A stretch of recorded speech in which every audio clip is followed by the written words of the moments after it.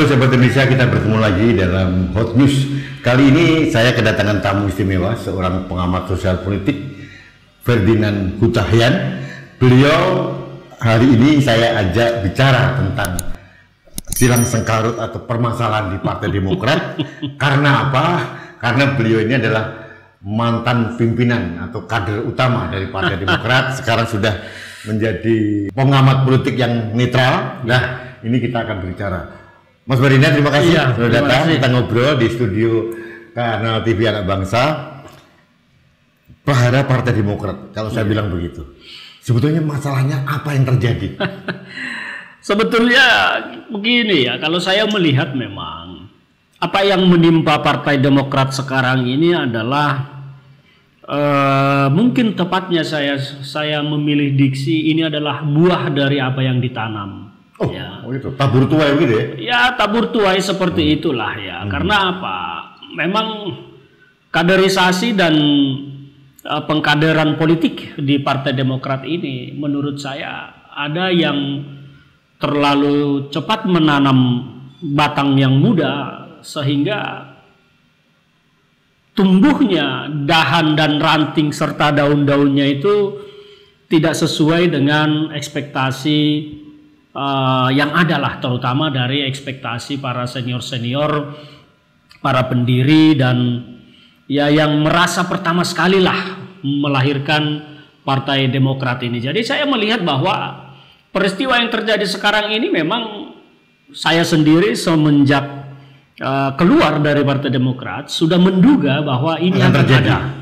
Bahkan prediksi saya ini belum puncak dari peristiwa yang apa yang akan terjadi. Ini belum masih? Belum. Ini masih babak-babak di atas pemanasan sedikit ya. Kalau di atas pemanasan sedikit mungkin kalau baru pertandingan bola ini baru 5 menit babak pertama lah bermain. Jadi masih ada peristiwa-peristiwa yang akan lebih keras dan lebih deras keluar nanti dari perseteruan ini ke publik yang tentu akan menjadi konsumsi publik dan membuka apa sebetulnya yang terjadi. Tinggal nanti persepsi publik masing-masing akan memutuskan bagi dirinya siapa yang benar, siapa yang salah. Saya dalam hal ini pun tidak ingin menjadi hakim siapa yang benar, siapa yang salah. Kira-kira berusaha netral gitu ya? Iya, berusaha netral. Tetapi saya melihat dan mengamati ini akan terjadi banyak hal ke depan.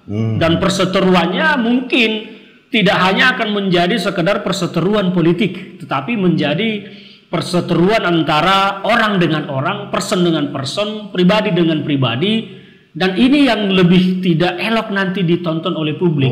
Kalau perseteruan politik, ruangnya, diksinya, bahasanya masih akan seputar politik, tetapi ketika ini nanti masuk kepada perseteruan pribadi dengan pribadi, nah ini yang tidak elok. Karena apa? Ini akan menjadi sama-sama mengumbar aib.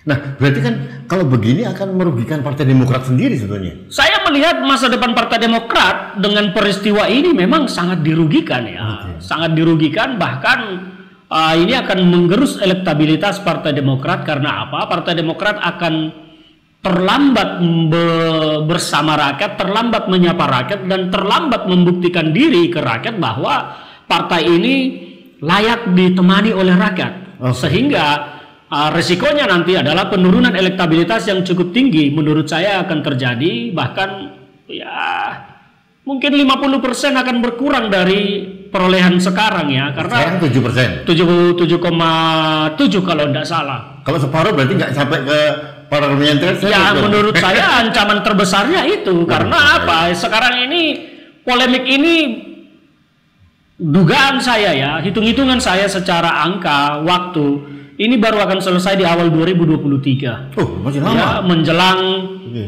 penetapan capres-cawapres di 2023 nanti untuk pemilu 2024. Jadi di situ Partai Demokrat ini akan terlambat turun, terlambat menyapa rakyat, terlambat bersama rakyat, dan terlambat membuktikan diri kepada rakyat. Jadi perjuangan Partai Demokrat ini siapapun nanti yang pada akhirnya akan terpilih akan sangat berat. Jadi nasib Partai Demokrat ini sangat ditentukan oleh siapa nanti yang akan memimpin. Kalau yang memimpin itu diterima oleh masyarakat, Ya mungkin selama ini simpatisan Partai Demokrat yang ada di bawah itu akan mudah kembali. Tetapi ketika yang memimpin nanti bukan sosok yang diinginkan oleh ekspektasi simpatisan, maka Partai Demokrat ini mungkin ya 2024 tidak akan lolos parliamentary threshold menurut saya. Mas Ferdinand, kalau melihat dari cerita Mas Ferdinand tadi, ada masalah di tubuh Partai Demokrat. Jadi apakah itu berarti ada pembenaran untuk terjadinya KLB di Deli Serdang menurut Mas Ferdinand? KLB ini sebetulnya kalau kita melihat ya dari sisi politiknya, memang ini menjadi perlu dan benar untuk dilaksanakan. Oke. Dan dari sisi aturan, nah inilah benturannya. Karena apa? Ada ADART 2020 yang membuat syarat di sana, sebagaimana publik sudah mengetahui bahwa KLB itu harus mendapat izin dari majelis tinggi. Nah, sementara pertentangannya sekarang adalah ADART ini apakah sah atau tidak. Nah, itu menjadi ini kan menjadi kemelut yang akan melahirkan banyak silang pendapat dan debat ke depan yang tidak akan selesai dalam waktu singkat. Nah, jadi apakah benar untuk dilaksanakan KLB ini? Mungkin pendapat saya bukan soal benar atau tidaknya, tetapi perlu atau tidak. Saya lebih suka bermain di situ, melihat apakah ini perlu atau tidak. Menurut saya, kalau Partai Demokrat ingin diselamatkan dan selamat pada 2024 nanti, kembali ke manifesto politiknya, kembali ke jati diri politiknya, maka KLB ini memang menjadi perlu untuk dilakukan. Jadi mengapa? Perlu ya. Jadi bukan saya tidak bicara di sisi benar atau salah. Jadi bicaranya di sisi perlu atau tidak perlu. Mengapa saya berkesimpulan menyatakan perlu? Karena kepemimpinan sekarang ini memang saya melihat ada sesuatu yang tidak tepat arah berpolitiknya. Jadi kepemimpinan dari Pak AHY. Kepemimpinan AHY ini menurut saya agak jauh dari manifesto politik Partai Demokrat yang sesungguhnya. Sejauh apa sih? Jauhnya seperti apa gitu? Saya pernah belajar tentang manifesto politik Partai Demokrat ini ya, dan jati diri partai politik Partai Demokrat ini langsung dari Pak SBY, sehingga saya paham betul tentang rohnya Partai Demokrat ini di mana. Kita dengan simbol nasionalis religius, ruang bermainnya di mana dan seperti apa, saya sangat mengerti karena yang mendidik saya tentang manifesto politik ini adalah langsung Pak SBY pada saat itu. Jadi kalau saya melihat yang sekarang ini arahnya menjadi tidak di atas manifesto politik. Ya, penilaian pribadi saya terserah. Tentu kawan-kawan di DPP akan membantah tidak benar Ferdinand itu salah, tetapi ini adalah pendapat saya yang saya lihat, dan ini juga menjadi salah satu alasan saya mengundurkan diri dari Partai Demokrat keluar. Artinya AHY ini bukan kader ideologis dari SBY sebetulnya. Lebih banyak AHY ini kalau menurut saya lebih besar persentase kader biologisnya daripada kader ideologisnya. Ya, kalau bicara persentase. Jadi AHY belum mampu saya lihat menyerap apa yang ada di dalam pikiran Pak SBY tentang Partai Demokrat, meskipun tentu Pak SBY akan selalu membimbingnya. Hanya kan seorang pribadi tidak lepas daripada lingkungannya juga. Bagaimana lingkungannya sehari-hari setiap saat memberikan masukan pendapat, tentu seseorang akan banyak dipengaruhi itu juga.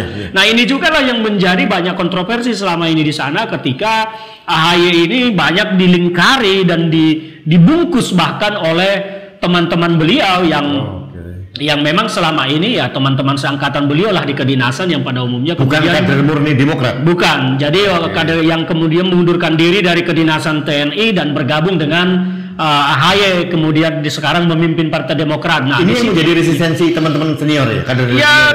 Di senior terutama ini tidak disukai. Kenapa? Karena di sana itu kan selama ini banyak senior-senior juga yang berlatar belakang tentara ya, prajurit. Bahkan dengan pangkat-pangkat yang tidak ini ya, banyak jenderal, legend segala macam di sana dulu kan, bintang 2, bintang 3. Nah, ini membuat gap antara pengurus baru dengan senior, sementara senior ini rata-rata merasa kurang dihormati. Akhirnya apa?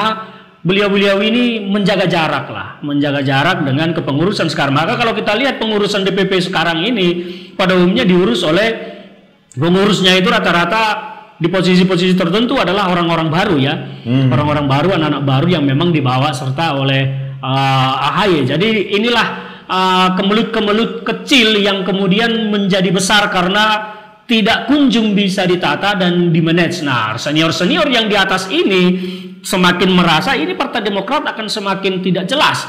Apalagi ada kemarahan politik di dalam hati para pendiri ini melihat ini kenapa partai kemudian menjadi kalau beliau-beliau itu menyebut sebagai dinasti, saya menyebutnya malah seperti kerajaan ya. Jadi ini kenapa menjadi diturunkan turun-temurun. Nah, inilah kemarahan para pendiri ini yang seharusnya partai lebih terbuka. Jadi inilah konflik-konflik internal yang tidak kunjung tertata di internal sana karena memang AHY kurang mampu memanage ini. Oke, Mas Ferdinand tahu persis tentang konstelasi Partai Demokrat ini. Kalau Mas ini melihat faksi-faksi atau mungkin fragmentasi di dalam kader Demokrat itu seperti apa saja? Orang yang loyal sama AHY ada, oke? Ya. Orang yang tadi bilang katanya kader senior yang agak menarik diri tapi diam atau bagaimana?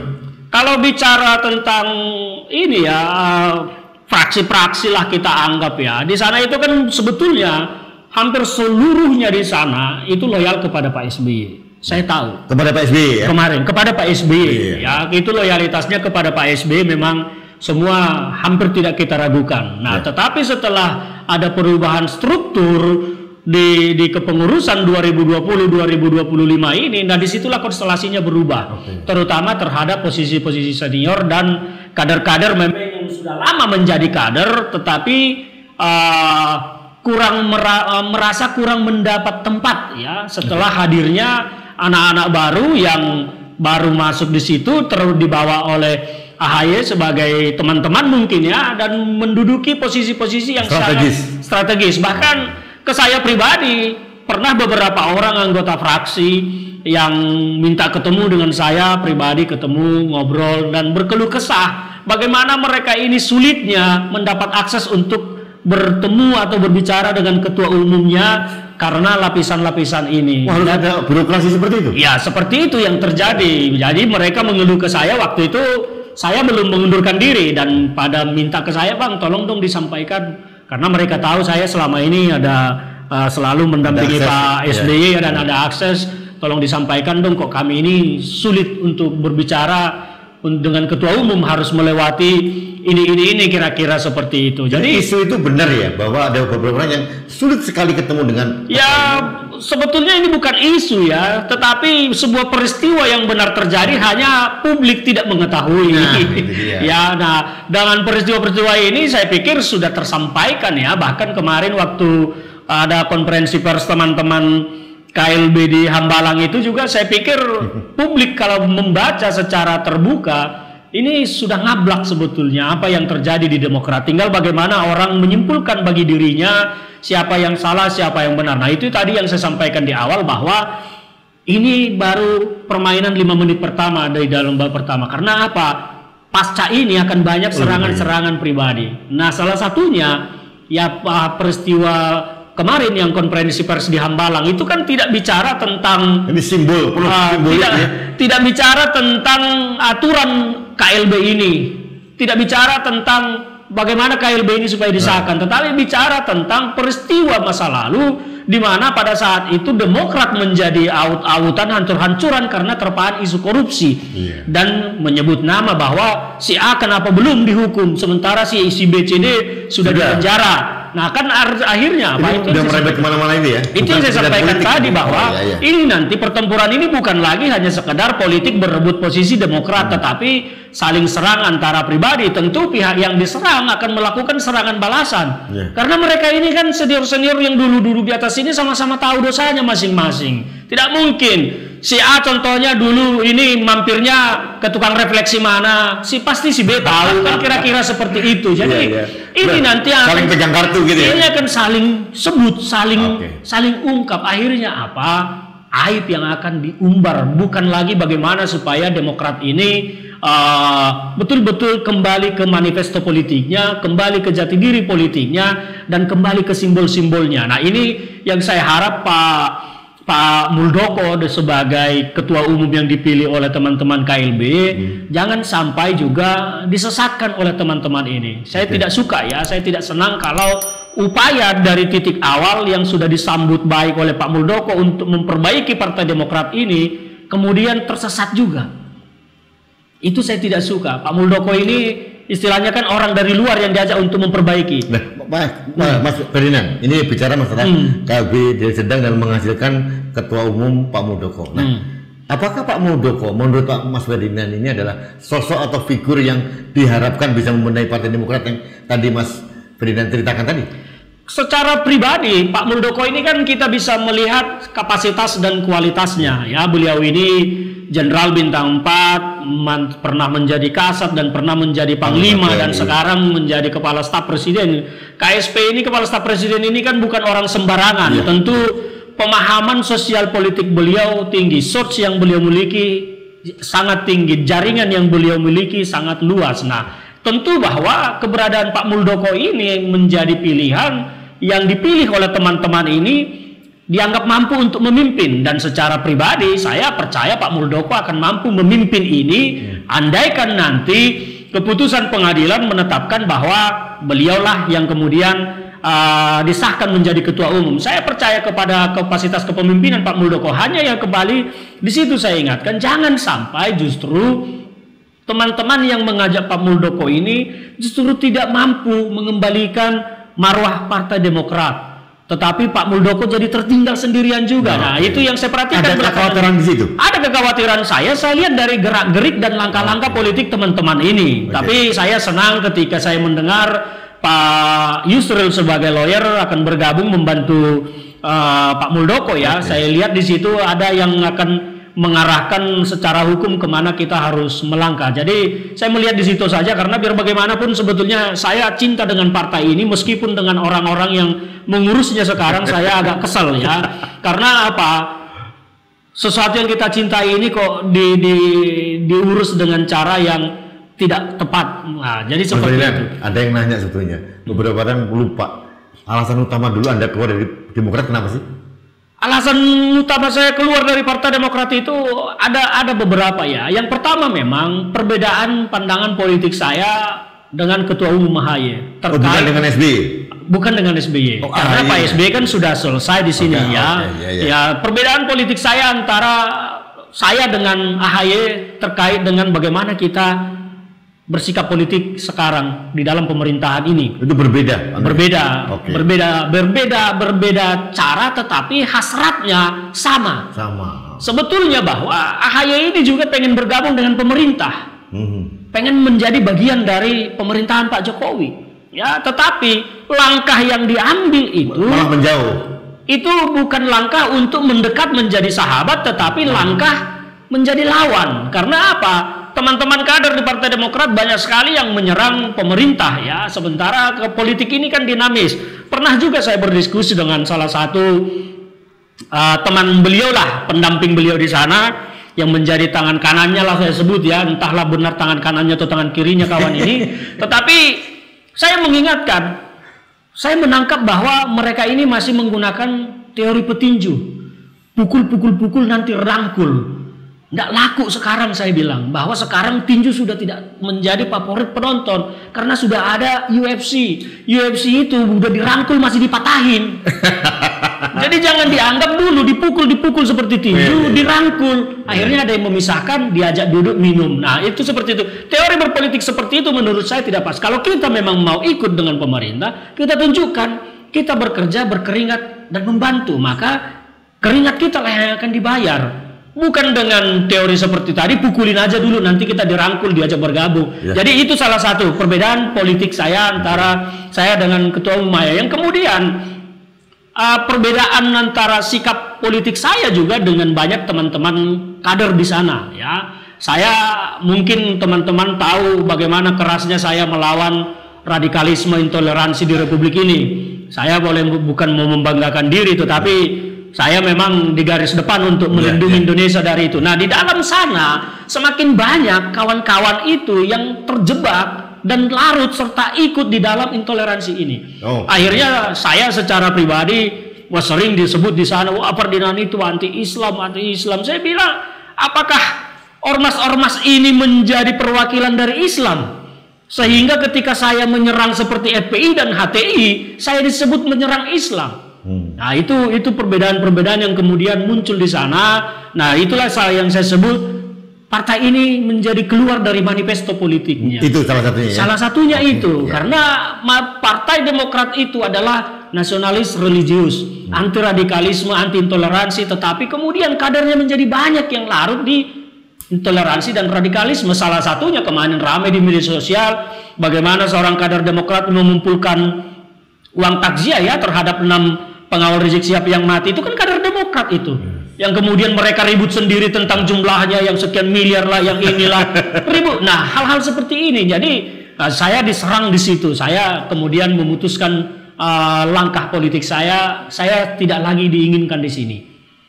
Dan saya tidak lagi pas di sini karena cara berpolitik saya sudah berbeda dengan Ketum, dengan beberapa kader yang lain. Saya pun sudah dimusuhi dan dianggap sebagai menyerang simbol-simbol Islam. Padahal bagi saya menyerang HTI dengan FPI itu justru melindungi Islam supaya Islam tidak rusak namanya. Setuju. Bagi saya itu. Setuju. Jadi ketika saya diserang di situ, ya sudah berarti kita berbeda. Saya harus mengambil langkah politik saya keluar, dan saya memilih seperti yang saya sampaikan ketika saya mengundurkan diri, saya memilih mendukung pemerintah, bukan mendukung Jokowi secara pribadi. Ya, pemerintah. Saya mendukung pemerintah karena yang diserang di sini adalah pemerintah sebagai bagian dari yang melindungi negara.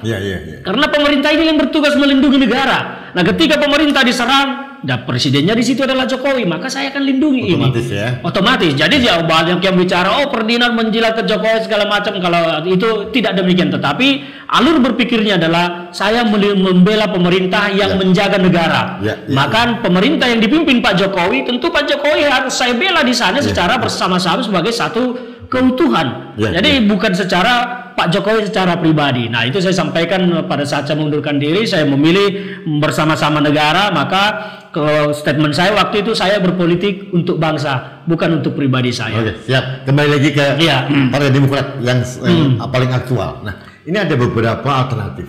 Kalau dalam di mereka ini KLB sudah mendaftarkan ke Kemenkumham. Oke. Alternatif pertama adalah KLB Dendang dimenangkan. Yang kedua dikalahkan, artinya tetap tidak diterima, gitu ya. Nah, kalau alternatif pertama apa yang terjadi? Saya melihat begini ya. Ini pengamatan saya, ya, analisis saya dengan apa yang akan terjadi ke depan setelah kelompok KLB menyerahkan laporan kongres yang dilaksanakan di Deli Serdang. Menurut saya, Kemenkumham nanti tidak akan mengesahkan. Ini prediksi ya? Prediksi saya tidak akan mengesahkan karena apa? Di sana ada, meskipun ADART itu kita sebut cacat prosedur, tetapi kan terdaftar di Kemenkumham. Diakui negara. Diakui karena apa? Kemenkumham kan tidak berhak mengadili partai. Mengadili ADART itu yang berhak adalah pengadilan nanti. Maka berdasarkan ADART ini, kongres di sana akan dianggap tidak sah. Tetapi kemudian ini akan masuk kepada proses peradilan. Di peradilan nanti yang akan diadili pertama adalah sah tidaknya ADART ini. Karena itu yang akan dituntut. Maka dan saya meyakini ADART ini akan digugurkan oleh pengadilan nantinya. Karena apa? Ya karena memang cacat prosedur. Ya. Saya sendiri orang yang hadir pada saat itu di Kongres 2020. Terlibat waktu itu ya? Terlibat. Jadi saya tahu apa yang dibicarakan di sana, apa yang dibahas di sana, apakah ADART dibahas atau tidak kan saya tahu. Jadi disitulah kenapa saya bilang bahwa ADART ini nanti akan gugur di pengadilan. Ketika ini gugur, maka pengurusan yang periode sekarang ini juga kan dianggap tidak ada. Ya berarti bubar. Dari hukum.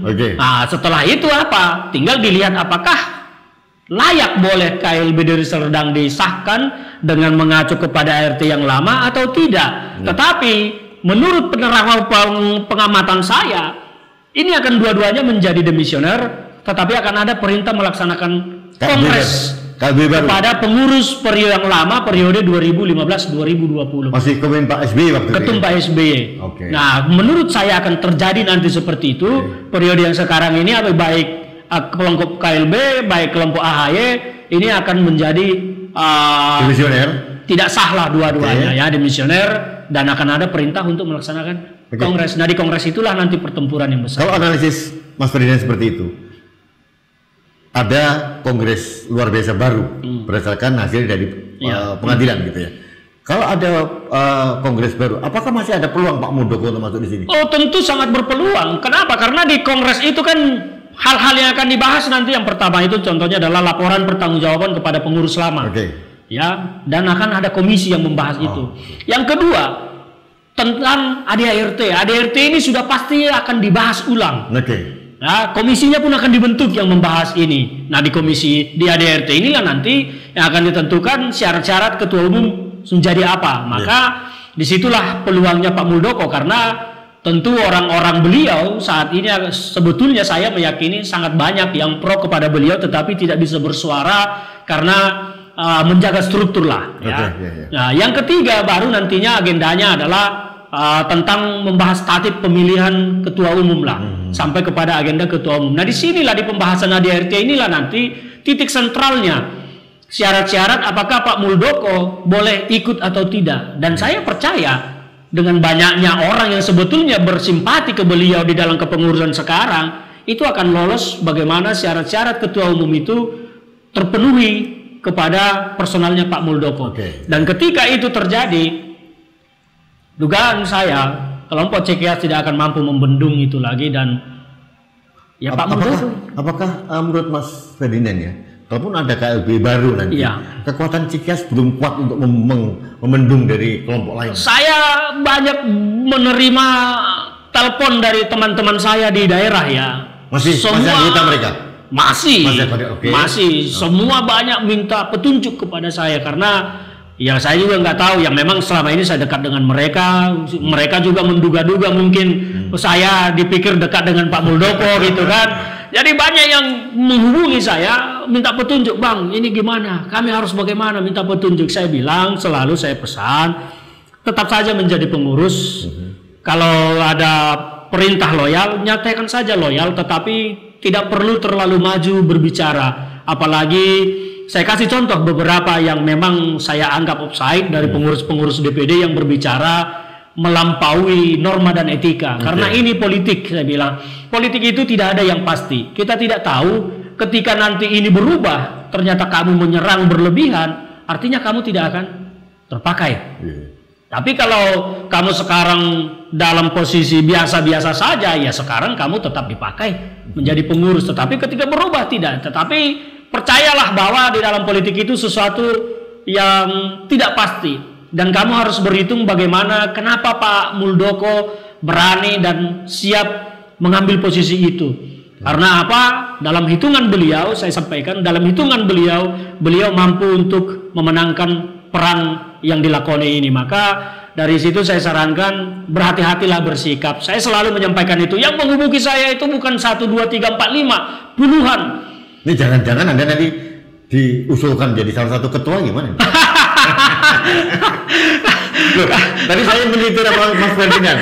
Kepastian yang paling utama dalam politik adalah ketidakpastian. Iya betul sekali. Siapa tahu? Ya mungkin itu salah satu bagian dari ketidakpastian nanti. Karena saya pun tidak tahu karir politik saya sampai nanti seperti apa. Buktinya sampai sekarang pun saya masih cinta Demokrat kan? Saya secara pribadi masih mencintai Partai Demokrat. Makanya saya selalu juga mengingatkan kawan-kawan itu yang di kelompok KLB, karena saya masih bisa komunikasi dengan mereka. Saya sampaikan. Berarti Mas Ferdinand sekarang masih bisa kanan kiri ya? Saya komunikasi dengan dua-duanya ya? Dua-duanya. Saya ingin Partai Demokrat ini kembali kepada manifesto politiknya, kepada jati diri politiknya. Itu dulu yang penting. Karena apa? Ketika partai ini kembali ke manifesto politiknya, kembali ke jati dirinya, maka kekuatan bangsa, kekuatan politik, kekuatan warga kita, anak-anak negeri ini untuk menjaga Indonesia tetap utuh akan semakin kuat. Karena ini sumber daya juga.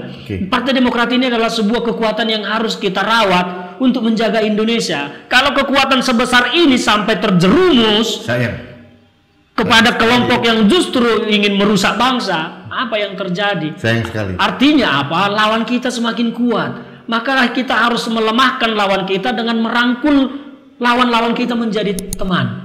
Teori kita seperti itu. Nah, bagi saya, kepentingan saya itu, karena saya betul-betul sekarang saya bilang bahwa saya berpolitik untuk bangsa, maka Demokrat ini harus kembali ke jalan politik sesungguhnya. Supaya apa? Kekuatan yang ingin mengganggu republik ini menjadi lemah. Karena kalau Demokrat ini bergabung dengan kekuatan pengganggu republik, lawan kita akan kuat. Saya itu tidak ada kepentingan lain atau apa segala macam sama sekali. Ujungnya adalah untuk menjaga Ujungnya Indonesia. adalah untuk Indonesia. Karena partai ini harus berada di barisan penjaga NKRI. Tidak boleh berada di barisan musuh NKRI. Ini yang repot. Jadi kepentingan saya secara pribadi, saya komunikasi ke kiri dan ke kanan, hanya itu. Jangan sampai partai ini keluar dari manifesto politiknya, keluar dari jati diri politiknya. Itu aja kepentingan saya. Kita lihat aja nanti perkembangan. Kita lihat nanti seperti apa, tetapi saya tetap berharap di situ Partai Demokrat ini, ya kalau saya bilang di bawah kepemimpinan Pak Muldoko kembali menjadi garda NKRI, nanti ya kita lihatlah. Nanti. Ya. Baik sahabat Indonesia, demikian ini banyak sekali dari apa yang diceritakan oleh Pak Ferdinand, luar biasa karena beliau tahu persis seperti apa Partai Demokrat. Bukan hanya sekedar pengamat, beliau juga pelaku yang pernah lama di dalamnya dan tahu persis dapur dari Partai Demokrat. Dan sekarang beliau menarik diri dari keluar dan melihat dengan helikopter view, jadi lebih komprehensif pembahasannya. Kita lihat saja apa yang terjadi nanti. Kita tidak memihak, saya tahu juga Mas Ferdinand juga tidak memihak kemana-mana, tapi akan kita lihat seperti apa perkembangannya. Yang jelas kami berdua sama sependapat bahwa siapapun yang jadi pemenang dalam hal ini nanti bersama kita untuk menjaga Indonesia. Menjaga NKRI. Betul sekali. Tujuan kita itu. Ya, oke Bas, terima kasih. Terima kasih Bang Ruri. Sukses selalu. Terima kasih. Oke, sahabat Indonesia, sampai ketemu lagi di Hot News berikutnya. Sampai jumpa.